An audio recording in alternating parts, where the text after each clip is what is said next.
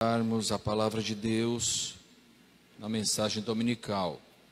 Logo após o culto, nós teremos um momento de confraternização, com retorno, mesmo que pontual, somente hoje, e o nosso desejo é que volte regularmente a partir de agosto, mas hoje nós teremos a nossa cantina temática, não é? Temática. Eu lamento muito, eu passei a semana recebendo notícias de irmãos que não poderiam vir, tá? Hoje, né?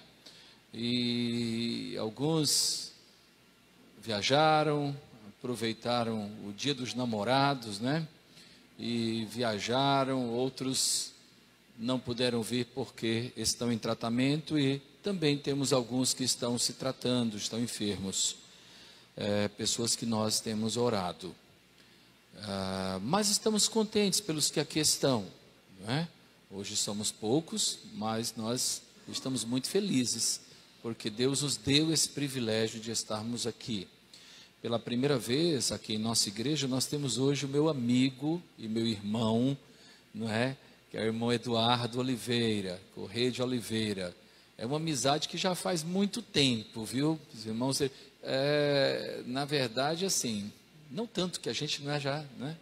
Mas assim, antes de ir para o seminário, nós trabalhamos juntos, né, no Banco Nacional, éramos da mesma igreja, cantávamos no coral, e o Eduardo, grande pianista, de modo que nós temos muito respeito pelo nosso querido irmão Eduardo, e hoje ele está ali com a Beth, a sua filha, Melissa, o Paulinho. Nós estamos muito contentes em vê-los ou em tê-los conosco hoje, tá?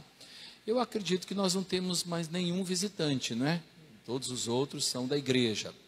Nós somente vamos pontuar rapidamente o que nós temos após o culto, que é um momento muito precioso de confraternização. Vocês viram que parte da igreja, né, veio um grupo de irmãos hoje, nós ali trabalhamos pela manhã, deixando ali com características temáticas do mês de junho, não é? Mês do milho. E nós temos algumas comidas típicas, tá certo? E tudo é de graça, você só tem que dar uma contribuição. Por exemplo, né?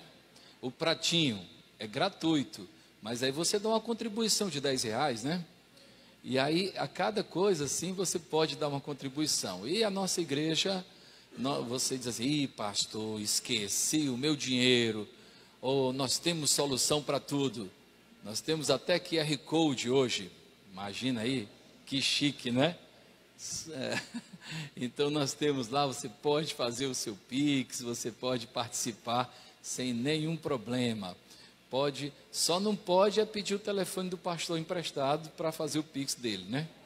Que aí é contra as regras. Mas você deve participar, e vai ser um momento agradável, serão momentos agradáveis, tá certo? Que nós passaremos juntos. Não vá embora sem participar dessa nossa cantina temática hoje, tá bom? Muito bem, meus irmãos, hoje nós gostaríamos de apresentar alguns enfermos para que nós oremos, não é? Na verdade, o papel que eu tinha preparado ficou lá em cima, Lisiane, eu lhe peço perdão por isso, tá? Sempre deixamos aqui para aqueles que conduzem um momento de contrição apresentarem. No entanto, nós apresentaremos ainda, porque os temos em mente. A Mariana está enferma e nós devemos orar por ela. A irmã Néia está enferma, está conosco, mas está enferma fisicamente, está em processo de recuperação. Graças a Deus que ela está conosco, não é? Eu tenho notícias da minha tia que estava na UTI, a tia Nilma, irmã da minha mãe, lá no Recife. Ela já está fora da UTI, graças a Deus. Hoje, inclusive, ela me mandou uma mensagem de áudio, eu fiquei muito feliz. O meu primeiro presente do Dia do Pastor foi a mensagem de áudio da tia Nilma, tá certo? E se tudo correr bem, terça-feira ela estará de alta, para a glória de Deus, para a glória de Deus. A situação dela foi bem difícil. Minha mãe também está em processo de recuperação, está na casa do meu irmão, em Caruaru, está bem, graças a Deus também, não é? Devemos continuar orando pelo José Edson e por sua família, lá de Cabedelo, e que enfrenta um tratamento muito difícil, e que Deus tenha misericórdia dele e da sua família. Vamos orar pelo restabelecimento total do nosso irmão Jussian. Temos sentido muita falta do Jussian, não é? E da Jaqueline, sua esposa, que logo estejam plenos. Vamos orar pela Ana Luísa. Os pais estão aqui, Afro e Patrícia. Ana Luísa esteve no hospital na madrugada de sexta para sábado, passou dias difíceis. Está em casa, não é, Patrícia? Está em casa, sob observação e sendo medicada. E Patrícia e Afro têm nos colocado, nos colocado informados da situação da Ana Luísa. Vamos continuar orando por ela, tá bom? E Deus seja glorificado, né? Vamos orar. Mais alguém? Isso, a irmã Valda também, que está enferma. Vamos orar por ela. Sobre hoje, ela está com chikungunya, não é? Que Deus tenha misericórdia dela. Eduardo, você tinha um pedido de oração? Não tem problema. Sim. Qual é o nome dela, Eduardo? Elinda. Sim. Sim.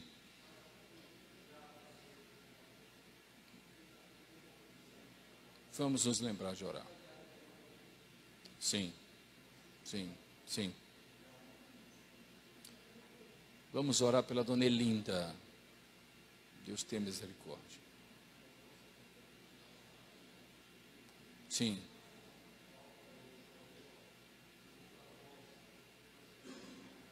Joel também. Sim, que está enfermo.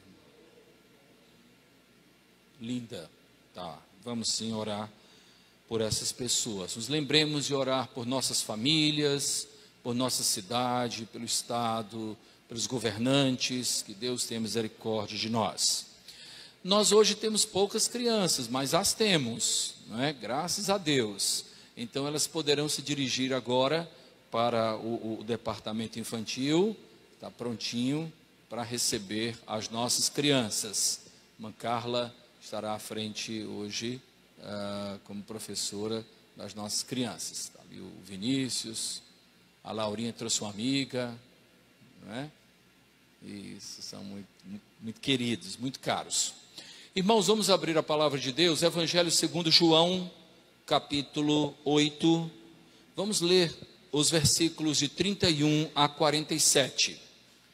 João, capítulo 8, de 31 a 47. Eu farei toda essa leitura para que nós possamos compreender todo o contexto desse texto, dessa sessão que se estende do versículo 31 até o versículo 47.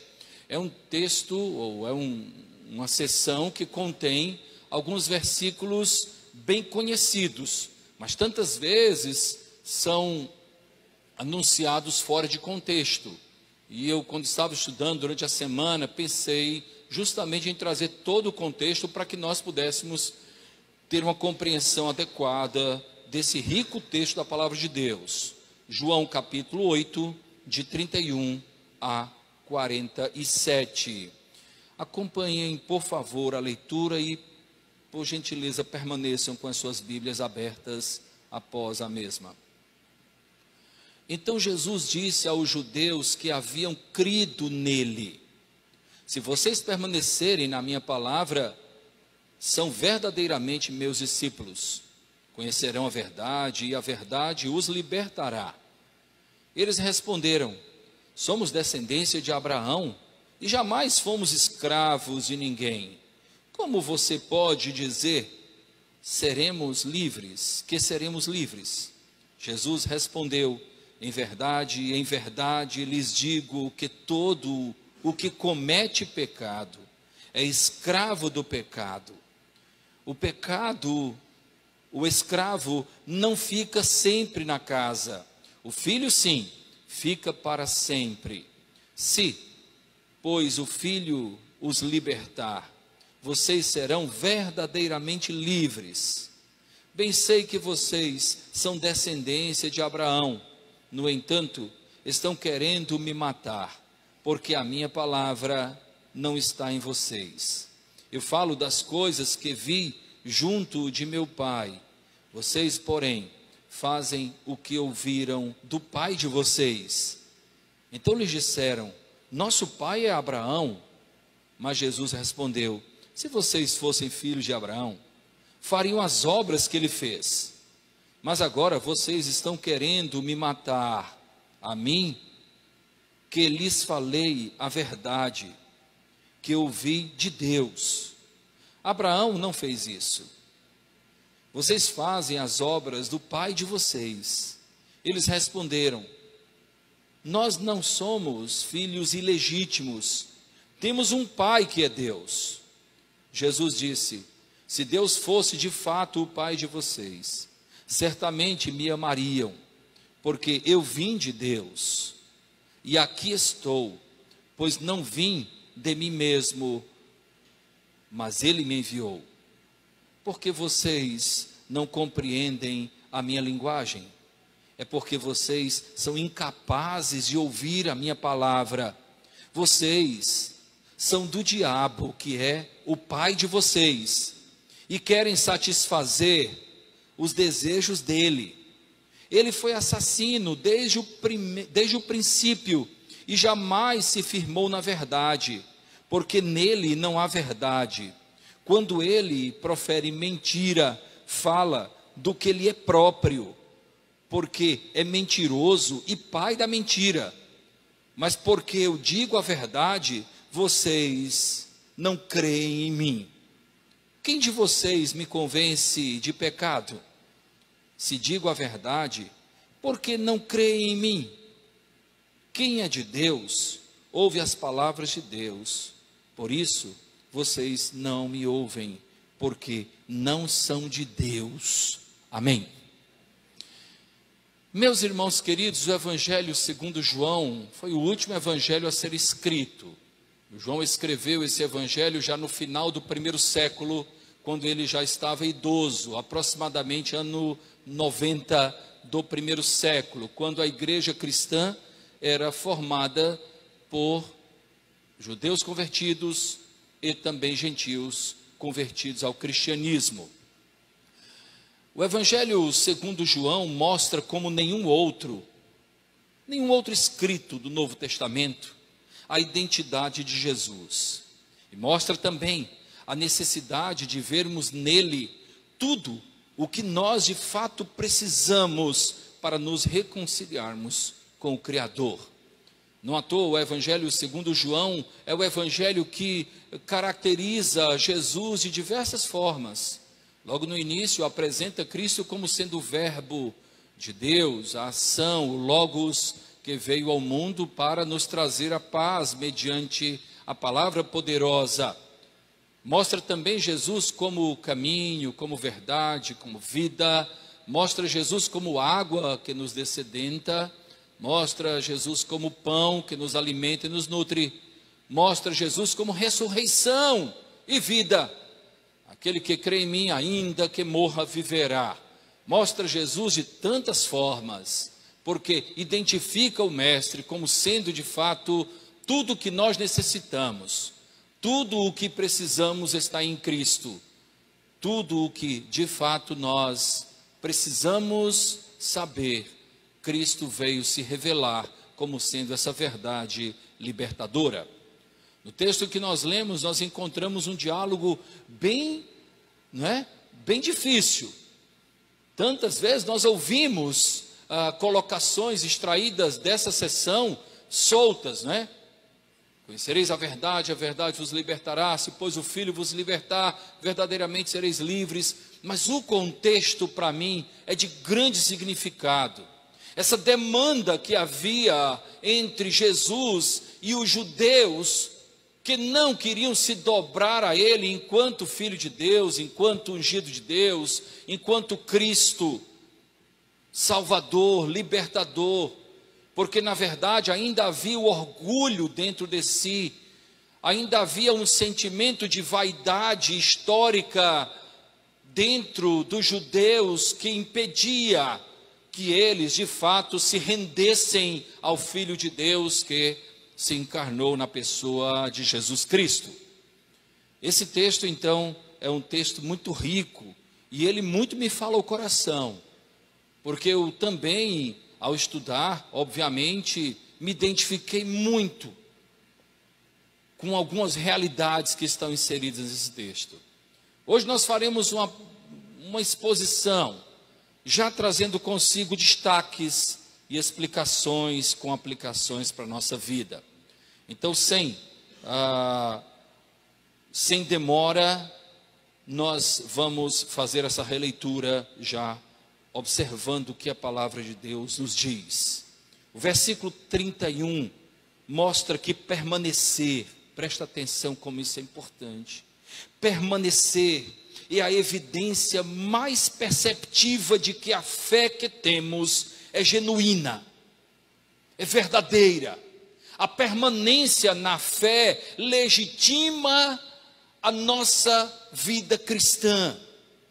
O texto diz: então Jesus disse aos judeus que haviam crido nele. Vocês acreditavam, parece com os judaizantes, não é?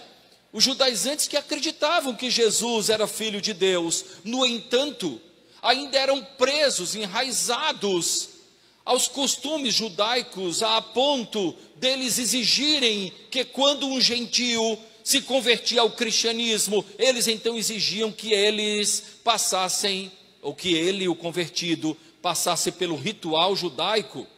Queria que o gentio convertido ao cristianismo fosse circuncidado, passasse a obedecer à dieta judaica, aos costumes judaicos. Então Jesus disse aos judeus que haviam crido nele: vocês acreditam em mim, não é? Mas eu tenho algo para dizer para vocês. Se vocês permanecerem na minha palavra, aí vocês serão mais que ouvintes, mais que pessoas que acreditam em mim. Vocês serão meus discípulos. Vocês estarão acompanhando-me.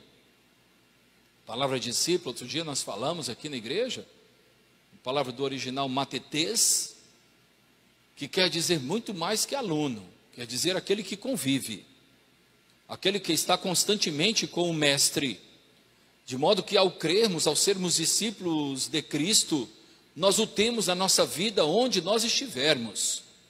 Lá no meu trabalho eu estou com Cristo, na minha casa eu estou com Cristo e Ele está comigo, no meu lazer eu estou com Cristo e Ele está comigo, porque eu sou discípulo, eu não sou simplesmente alguém que acredita que Ele veio, que acredita que Ele é filho de Deus, mas eu tenho um compromisso. Por quê? E esse compromisso parte dessa realidade, porque a sua palavra permanece em mim. A sua palavra permanece em mim.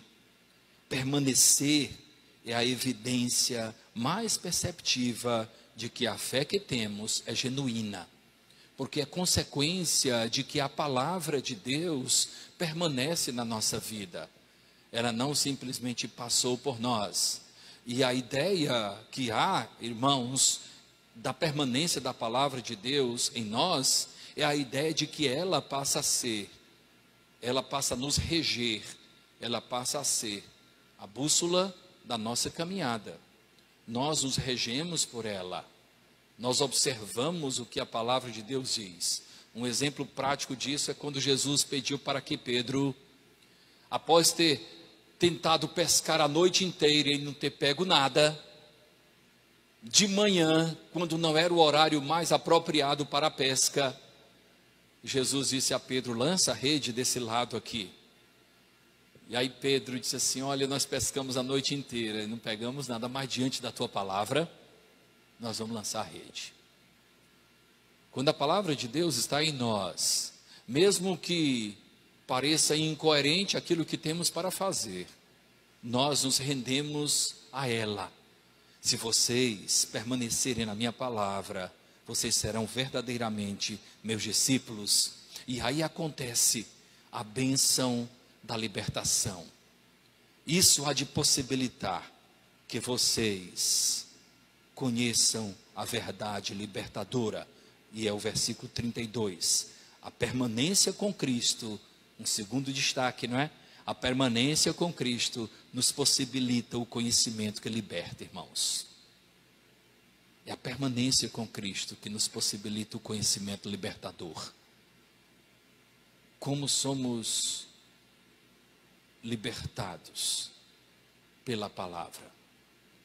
Ao longo desses 30 anos de pastorado, eu já me deparei com tantas pessoas que frequentavam a igreja, mas teve um dia que essa pessoa como que acendeu.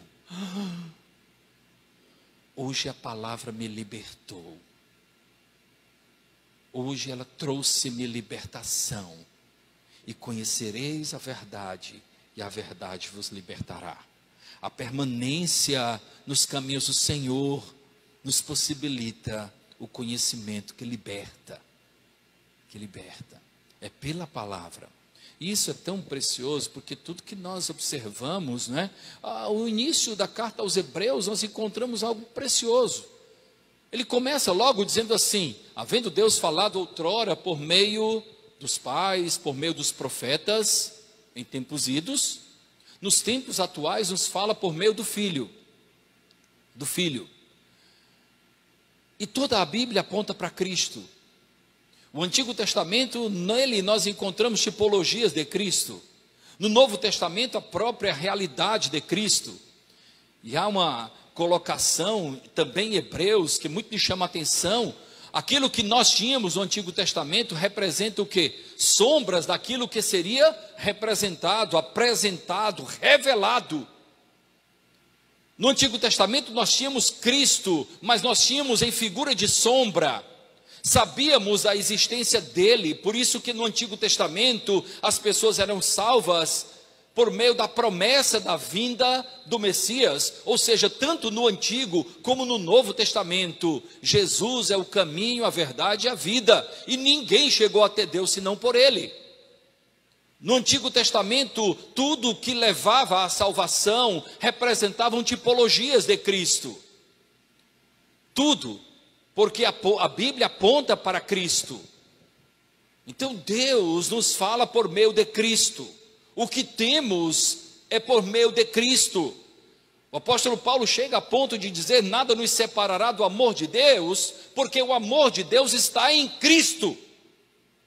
Nele nós nos sentimos amados, abençoados, e tudo, quando ele diz no capítulo 8, né? Aquele que não poupou seu próprio filho, antes o entregou em nosso favor, como não nos dará juntamente com ele, com Cristo, todas as coisas? Em João 15, o próprio Cristo se revela aos seus discípulos dizendo: sem mim nada podeis fazer. A permanência, meus irmãos, nos possibilita o conhecimento que liberta. E como é necessário, nós já nos deparamos com tantas pessoas que caminharam na fé durante determinado período, mas não permaneceram, e eu não conheço nenhuma delas que hoje tem uma vida plena. Porque sem Deus não há vida plena. Porque distantes do Senhor não há.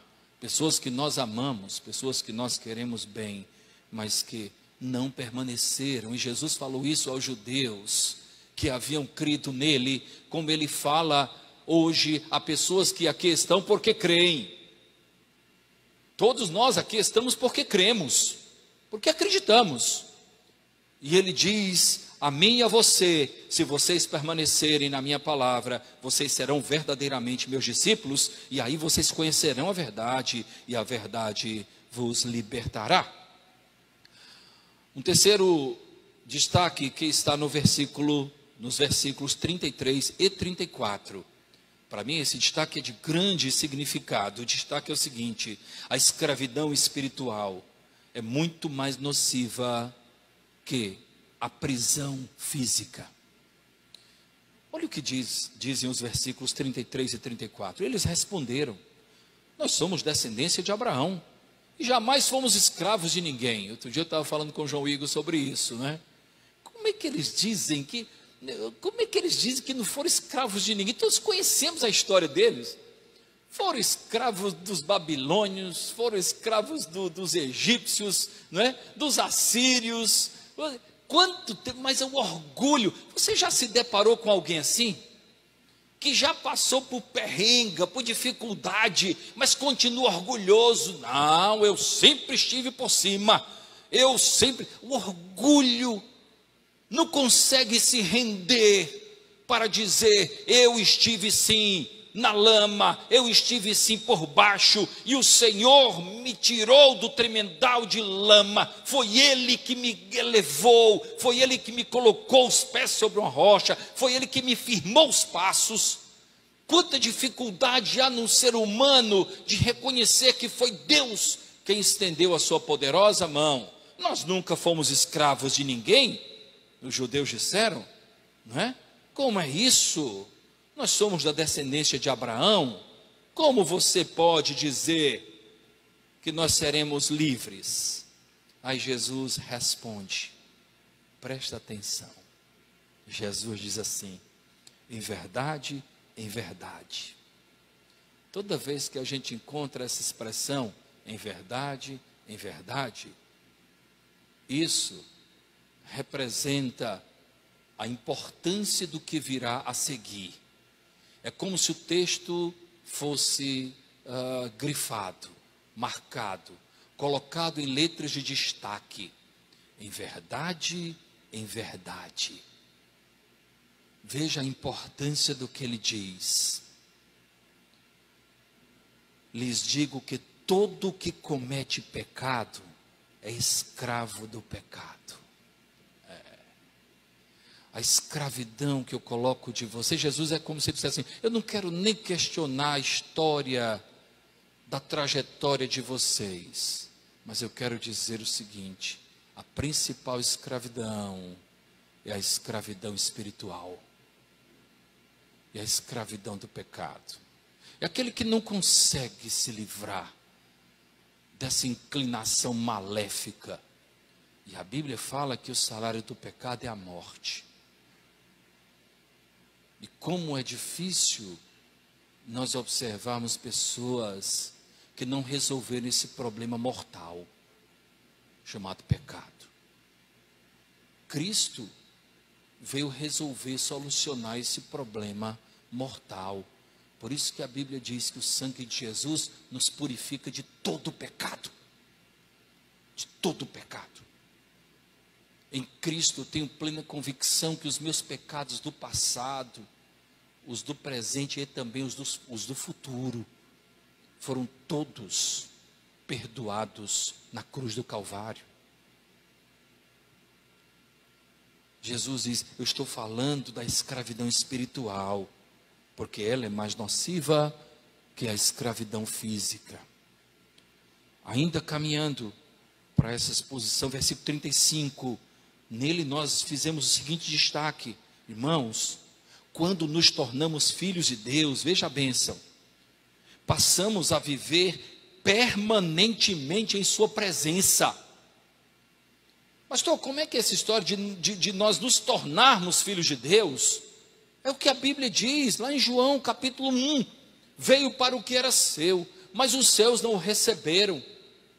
Mas a todos que o receberam, deu-lhes o poder de serem feitos filhos de Deus, a saber, os que creem no seu nome.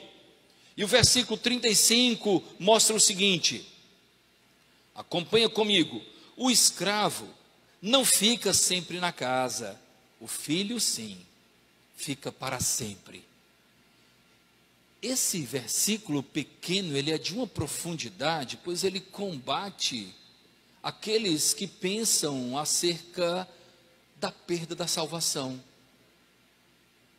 Ora, se eu me tornei filho, eu tenho um lugar permanente na casa do Pai. A parábola do filho pródigo mostra isso de uma maneira muito clara, não é? Era filho, de uma maneira pródiga, ele pegou seus haveres e foi para uma terra distante. Lá ele gastou tudo que tinha. E ele passou fome. E ele passou a repartir a comida que porcos comiam. Mas ele lembrou do seguinte: na casa de meu pai Há muitos servos que têm tudo em abundância, escravos, e eu aqui padeço em fome. Eu vou voltar com humildade. Pai, eu não sou digno de ser chamado teu filho. Eu pequei contra o céu perante ti, não sou digno. Mas trata-me como um dos teus empregados, como um dos teus escravos, como um dos teus servos. Qual foi a palavra do pai? Este meu filho estava perdido e foi achado. O pai colocou um anel no dedo do filho. O pai lhe deu uma veste de filho. E o seu lugar era na casa do pai, porque ele era filho. O filho, ele pode, quem sabe, não deve, mas ele até pode se afastar, mas se é filho, ele volta. Porque ele não encontrará lugar. Não há lugar como a casa do pai. Não há lugar. Então, irmãos, quando nós nos tornamos filhos, nós passamos a viver permanentemente na presença de Deus. O filho, ele estará sempre, fica sempre na casa do pai. Versículo 36 dele nós extraímos que a verdadeira liberdade é a condição espiritual que Cristo nos dá. O versículo 36 diz assim: se pois o Filho vos libertar, vocês serão verdadeiramente livres. Vocês pensam que são livres, porque se julgam filhos de Abraão. Mas se pois o Filho vos libertar, nós estamos estudando Efésios, né? As pessoas dos grupos pequenos aí estão bem familiarizados com o texto, mas há lá do meio para o fim do capítulo 2, algo fantástico. O texto de Paulo aos Efésios mostra que na cruz, Cristo dos dois povos, judeus e gentios, fez um só povo, a sua igreja, o seu Israel, o seu povo. O seu povo. A verdadeira liberdade é a condição espiritual que Cristo nos dá. Sem Cristo não temos liberdade. Do versículo 37 nós destacamos que a falta da palavra em nós nos leva a equívocos absurdos. O versículo 37 diz: bem sei que vocês são descendência de Abraão. Olha a correção de Jesus aí. Eles disseram: nós somos filhos, né? Não, vocês são descendência. Descendência de Abraão. Eu sei que vocês são descendência de Abraão, mas ele continua: no entanto, estão querendo me matar, porque a minha palavra não está em vocês. Por falta da palavra, nós cometemos equívocos absurdos. É por isso, irmãos, e deixa eu só abrir um parêntese aqui, e não vou declinar qualquer tipo de nome, mas é por isso que nós temos encontrado verdadeiras aberrações em contextos chamados igrejas. A falta da palavra leva ao engano, a falta da palavra leva ao engodo, a falta da palavra leva aos equívocos. Por isso que temos igrejas que, ao se esquecerem da palavra, fazem dos seus encontros verdadeiros shows. Substituem a pregação bíblica por palavras motivacionais. Somente palavras motivacionais. É o coaching invadindo os púlpitos. Por falta da palavra, nós cometemos ou podemos cometer equívocos grandes. Jesus disse: vocês querem me matar porque a minha palavra não está em vocês. Quando a palavra não está em nós, nós também cometemos grandes equívocos. Por isso, guardem a palavra. O que a Bíblia diz em Salmo 119? Escondi a tua palavra no meu coração para quê? Para não pecar contra ti. Então, com a palavra, nós fazemos aquilo que corresponde à boa vontade de Deus. Sem a palavra, nós matamos Jesus. Nós queremos matar Jesus. E esse matar aí pode ser de diversas formas. No momento em que eu falo do nome de Jesus e cometo coisas que vão totalmente contrárias àquilo que ele propôs, eu estou matando Jesus. Eu estou tirando Jesus do que realmente ele é. Muito bem. Os versículos, e agora vai dar uma caminhada boa, viu? Os versículos 38, 39, 40, 41 e 42 falam da mesma coisa. Sabe o que esses versículos falam? Presta atenção, estamos chegando já no meio. Falam que a nossa filiação é fator preponderante nas nossas ações e também nas nossas reações. De quem nós somos filhos. De quem nós somos filhos.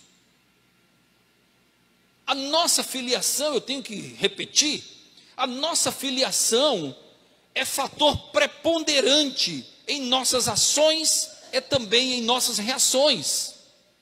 Observem o que Jesus fala, o que o texto diz, 38 a 42, diz assim, dentro desse contexto: eu falo das coisas que vi junto de meu pai, vocês, porém, fazem o que ouviram do pai de vocês.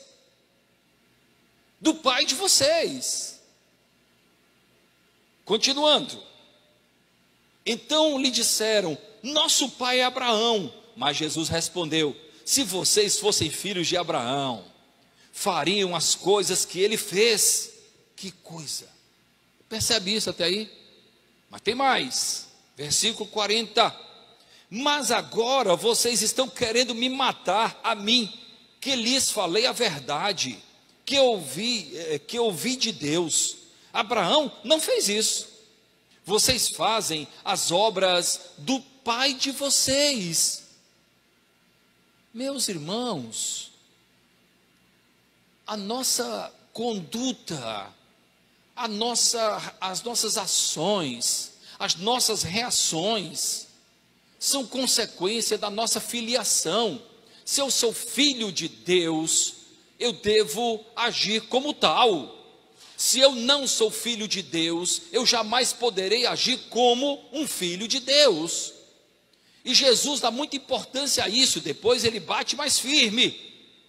Versículo 41, vocês fazem as obras do pai de vocês. Eles responderam: não, nós não somos filhos ilegítimos, temos um pai que é Deus. Jesus disse, para fechar essa sessão, né? Para fechar esse destaque, Jesus disse: se Deus fosse de fato o pai de vocês, certamente me amariam, porque eu vim de Deus. E aqui estou, pois não vim de mim mesmo, mas Ele me enviou. A nossa filiação é fator preponderante nas nossas ações, nas nossas reações. A maneira como eu ajo determina quem é meu pai. A maneira como eu falo, a maneira como eu reajo às situações, eu digo quem é meu pai. Eu estou declarando quem é meu pai pela minha maneira de agir. Se eu sou filho de Deus, eu devo agir como quem tem de fato um pai que é criador dos céus e da terra. É aquilo que nós temos dito aqui, já disse algumas vezes nos grupos e nos estudos. Quando a pessoa diz assim: eu não sei se eu creio muito nisso, como é que é aquilo. Eu digo: olha, você acredita no primeiro versículo da Bíblia? O primeiro versículo da Bíblia é assim: no princípio criou Deus os céus e a terra. Você acredita nisso? Acredito, pastor. Eu disse: então você não vai ter dificuldade para acreditar no resto. Não tem dificuldade para acreditar no resto. O que é ressuscitar uma pessoa para aquele que criou o céu e a terra? O que é? O que é perdoar pecados? O que é? Tudo se torna mais simples quando nós, de fato, preponderante nas nossas ações e nas nossas reações. Irmãos, eu poderia até terminar aqui, dizendo: haja como um filho de Deus. Quem é seu pai? Quem é seu pai? Eu quero somente pedir permissão a vocês para abrir um parênteses. Como os irmãos sabem disso, porque a maioria conheceu meu pai, o Eduardo inclusive conheceu muito bem. E como a imagem do meu pai trazia para mim uma responsabilidade. Não porque ele fosse alguém importante na sociedade, mas pela fé que ele demonstrava ter, pelo homem de Deus que ele era. E eu percebia claramente, quando eu chegava e alguém dizia assim: você é filho do seu Edson? Eu digo: sou. Ainda mais de Deus, irmãos. Ainda mais de Deus. Você é filho de Deus, o Deus de amor, o Deus de perdão, o Deus de acolhimento, o Deus de inclusão, o Deus que ama, o Deus que é justo em tudo o que faz, o Deus que ama sobre todas as coisas, o Deus que ama de uma maneira incondicional, o Deus que enviou o seu próprio Filho para morrer por nós. Você é filho desse Deus. E como pode nos doer alguém dizer assim: nem parece. E como isso pode machucar ouvir alguém dizer: nem parece. E como nos alegra quando alguém diz: logo vi que você é um filho de Deus.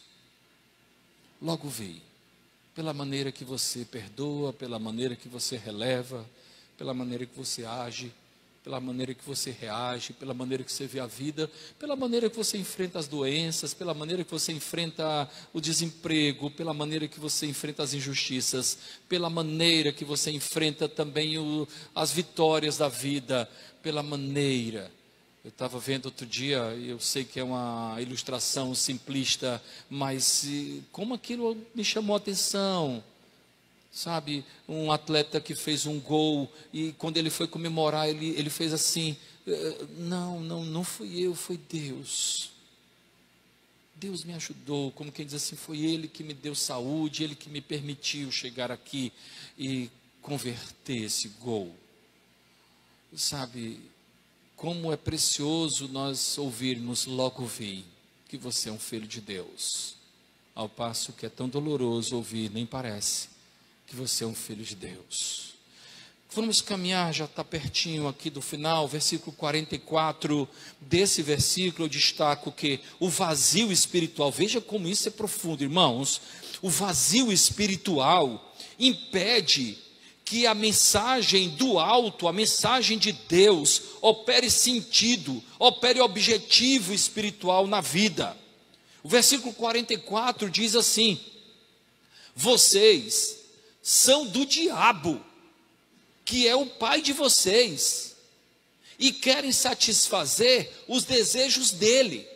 Ele foi assassino desde o princípio e jamais se firmou na verdade, porque nele não há verdade. Quando ele profere mentira, fala do que lhe é próprio, porque é mentiroso e pai da mentira. Nisso nós encontramos o versículo 43, vai mostrar o contexto melhor. Diz assim: porque vocês não compreendem a minha linguagem? Por que vocês não entendem? Jesus diz, ele continua: é porque vocês são incapazes de ouvir a minha palavra. Por quê? Porque vocês são filhos do diabo e não de Deus. É impossível, é impossível. Por isso que o apóstolo Paulo, em 1 Coríntios capítulo 2, versículo 14, diz assim, veja que texto importante para esse momento. 1 Coríntios capítulo 2, versículo 14. Ora, a pessoa natural não aceita as coisas do Espírito de Deus, porque lhes são loucura, e ela não pode entendê-las, porque elas se discernem espiritualmente, não naturalmente. Espiritualmente. Por isso que Jesus disse, no versículo 43, é porque vocês são incapazes de ouvir a minha palavra. Não tem possibilidade. Versículo 45, nós encontramos, não é? Mas porque eu digo a verdade, vocês não creem em mim. Há uma natural oposição entre os interesses dos filhos do pai da mentira e a mensagem da verdade libertadora. Há uma grande impossibilidade de comunhão, não é? Agora, o versículo 46, e dele eu destaco que, presta atenção, muito importante, a incredulidade é algo que independe de quem apresenta a mensagem que pode gerar fé. Versículo 46, presta atenção, como isso é importante, tá? A incredulidade é algo que independe de quem apresenta a mensagem que pode gerar fé. Versículo 46 diz assim: quem de vocês me convence de pecado? Se digo a verdade, por que não creem em mim? Pessoal, quem era o pregador aqui? Jesus. Era o próprio, quem pregou melhor do que Jesus? Nem Charles Spurgeon, nem Lloyd Jones, nenhum Billy Graham. Quem pregou melhor do que Jesus? E é esse Jesus que diz: se digo a verdade, por que não crê em mim? Porque a incredulidade é algo que independe de quem apresenta a mensagem que pode gerar fé. O pregador em questão era o próprio Cristo. Em outras palavras, Jesus estava dizendo: não importa o que eu diga, vocês têm um coração cauterizado para o Evangelho. Irmãos, para um cego, nem a luz do sol de meio-dia promoverá claridade ao seu olhar, porque ele é cego.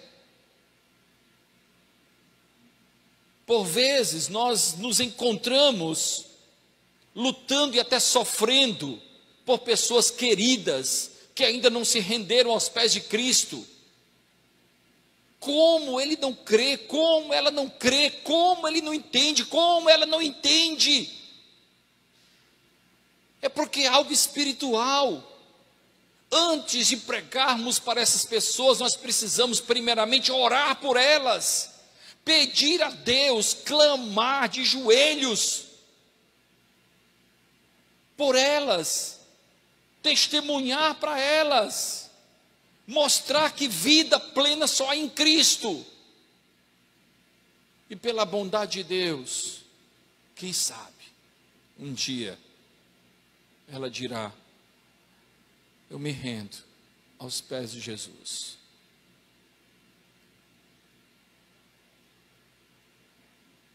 Para um cego, nem a luz do meio-dia, luz do sol de meio-dia, promoverá claridade ao seu olhar. Finalmente, irmãos, versículo 47. E dele nós destacamos que a nossa filiação e comunhão com Deus nos leva a ouvirmos as palavras libertadoras e verdadeiras do nosso Senhor. O versículo 47 diz: quem é de Deus, ouve as palavras de Deus. Por isso, vocês não me ouvem, porque não são de Deus. Mas quem é de Deus, ouve. Eu gostaria de concluir somente lembrando do Salmo 1, que diz: bem-aventurado o homem que não anda segundo o conselho dos ímpios, não se detém no caminho dos pecadores, nem se assenta na roda dos escarnecedores. Ele é um homem de Deus, e por isso ele tem o seu prazer na lei do Senhor, e na sua lei medita de dia e de noite. Ele será como uma árvore plantada junto a correntes de águas. Não tem nada mais precioso que isso. Que metáfora maravilhosa. Ele será como uma árvore plantada junto a correntes de água. Que árvore privilegiada. Nas minhas viagens de carro, houve uma ocasião que eu estava muito seco, o nosso Nordeste, e eu ia para Campina Grande visitar parentes, e muito seco ali perto de Caicó. De repente, de longe eu vi um contexto verde, diante de tanta sequidão. E eu disse: Carlinhos, olha, árvores verdes ali, mato. Quando a estrada nos levou para perto, o que é que tinha lá? Uma corrente de águas. Aquelas árvores, aquelas plantações eram beneficiadas porque elas estavam próximas de uma corrente de águas. Ele será como uma árvore plantada junto a correntes, que dá o seu fruto na estação adequada. A folha não murcha. E tudo que fizer, será bem sucedido. Na família, na igreja, nos negócios, na vida, será bem sucedido. O Senhor conhece o caminho dos justos. O Senhor tem comunhão com o caminho dos justos. Meus irmãos, a nossa filiação e comunhão com Deus nos leva a ouvirmos as suas palavras libertadoras e verdadeiras, que promovem paz ao nosso coração, que fazem de nós homens e mulheres bem-aventurados. Que Deus nos abençoe, que mais que crermos, que permaneçamos, porque é o permanecer que faz a diferença. É o permanecer que faz toda a diferença. Se vocês permanecerem na minha palavra, serão verdadeiramente meus discípulos, e conhecereis a verdade, e a verdade vos libertará. Que Deus nos abençoe. Amém? Concordo com isso ou não? Amém? Amém, amém. Nosso Deus, obrigado por tua palavra. Obrigado, Senhor Deus, porque nós somos confrontados com ela, ó Deus, ou por ela. Ó Deus, que nós possamos a cada dia optar pelo que tu tens para nós.